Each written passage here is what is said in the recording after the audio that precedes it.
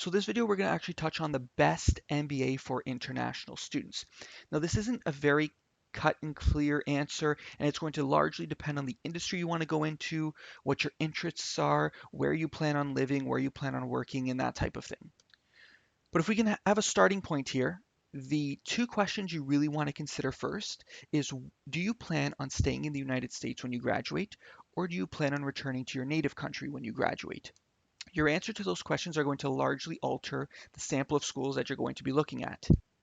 So, for example, if you plan on returning to your native country when you graduate, you're probably going to look at the best school that you can get into that has the best reputation back in your native country.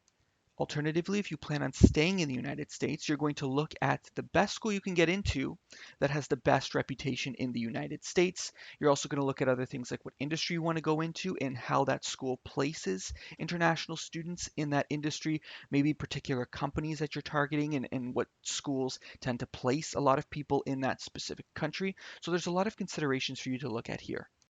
However, one thing I find very common amongst international students is they tend to gravitate towards hub cities, so places like New York, Chicago, California, and all for good reasons. But one of the things to consider is that a lot of international students, particularly if you're planning on applying from a place like India or China, a lot of the fellow students that are also applying from those countries also tend to look at these same schools as well. Now, the reason why you want to consider that is because a lot of the schools that they're applying to obviously are looking for a diverse student body. So while it's great that you're applying to these schools, there's going to need to be something specific that's going to help you stand out relative to the applicant pool from your specific country.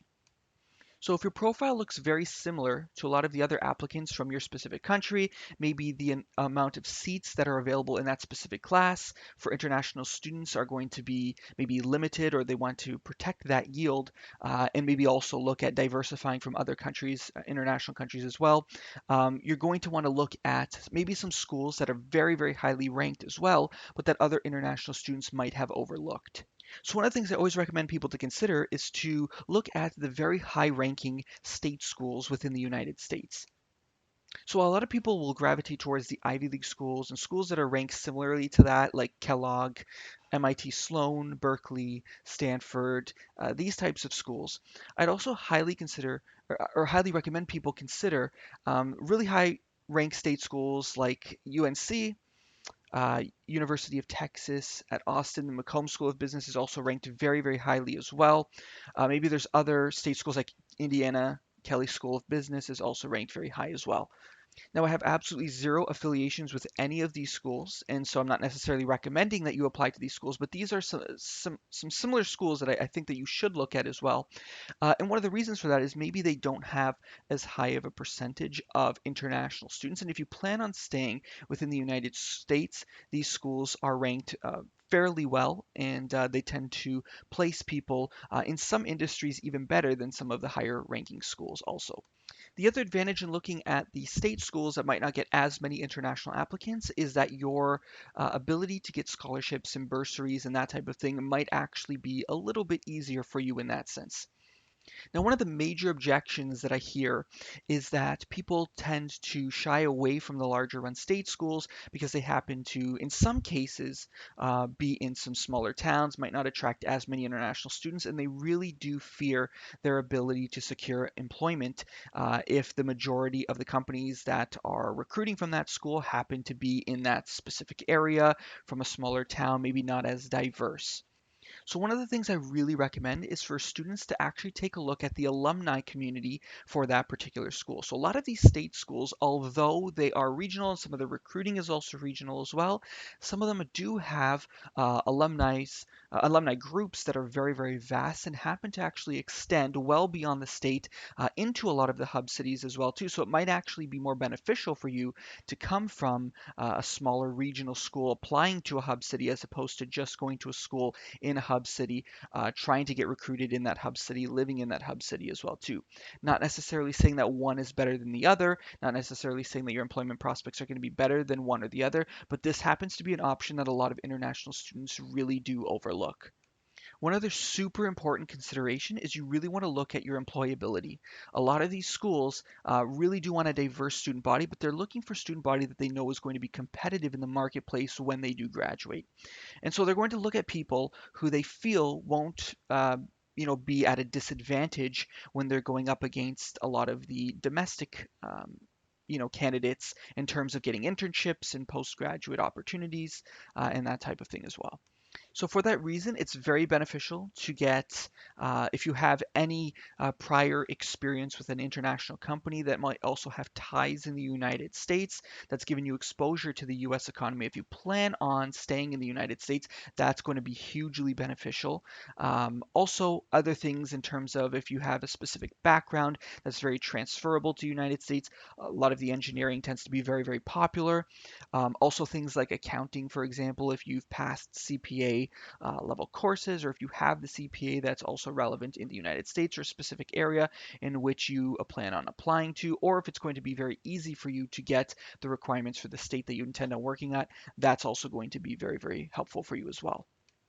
Now, even if you meet all of these criterias and you think that you're going to be a very, very compelling applicant, one of the things I highly recommend is that as an international student, you're going to want to spend a lot of time uh, networking and building up your, alumni, I guess, networking base even before you enter the school. The reason for this is because there's often going to be a little bit of red tape for a lot of the companies that are going to look at hiring you. And for this reason, they're going to want to look at obviously the most compelling applicant. And so you're going to have to make yourself stand out that much more as compared to your domestic counterparts. So I would actually suggest that people actually carve out a couple hours per week reaching out to a number of different people who have something in common. So for example, maybe somebody who was also an international student that happens to be going to the same MBA program or has graduated from the same MBA program would be hugely beneficial. Maybe even other people who didn't go to the same MBA program but have come from your same undergraduate program. They work in the company or the industry that you're looking to target, or just anybody in general who has something in common with you. I recommend that you get in touch with them throughout the duration of your MBA program just to secure as many prospects as you possibly can, just to find out about as many different opportunities that you might have overlooked otherwise.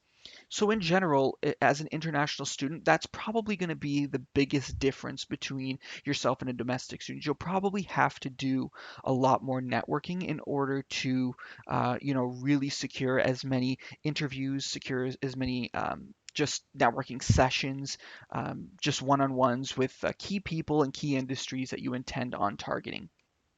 Now, one really important thing that I didn't mention right now, but is going to be very, very important, and this is going to largely depend on the country that you intend on doing your MBA, but I would highly suggest that you look at the duration of the MBA program and the visa requirements in order to work in that country when you graduate. Some countries might require that you've studied there for a certain period of time. Some countries just might be easier, harder, depending on where you're going and where you're coming from. Now, if you plan on returning to your native country when you graduate, this is going to be a little bit of a different story. You're going to want to look at programs that, like as I mentioned earlier, that have a very high reputation, very positive reputation in the marketplace where you've currently come from. The last thing that you want is to spend a bunch of money and a bunch of time getting a very high quality education at a great school in the United States, but return back to your native country and have recruiters and hiring managers not necessarily understand the impact, the importance, and the significance of the education that you just received. For this reason, if you intend on returning to your native country, I would highly suggest that you do a lot of the homework up front. In other words, I would highly recommend that you do a lot of the interviewing, a lot of the networking in your native country before you actually even embark on the MBA program, before you're even necessarily applying to the MBA program, just to see what employers feel about the reputation of the schools that you're looking at. I would also very much look at what alumni groups exist in your own country that are related to the school that you're actually going to. I would try to perhaps reach out to some of the people in the alumni group, see what their experiences were like, and to see how easy or how hard it was for them to come back to their native country and secure some gainful employment. So this is just a brief lecture that touches on the surface of things to look at when you're considering an MBA. If you have any other questions in particular, make sure to leave it in the comment section and I'll do my best to address them. Also, check out some of my other videos that are coming out as well. Maybe they'll answer some more specific questions. Also, in the future time, always make sure to check back. There should be a course coming up that will help go into specific details of things that you really should be considering. So thanks again for watching and make sure to come back and check out some more. Bye now.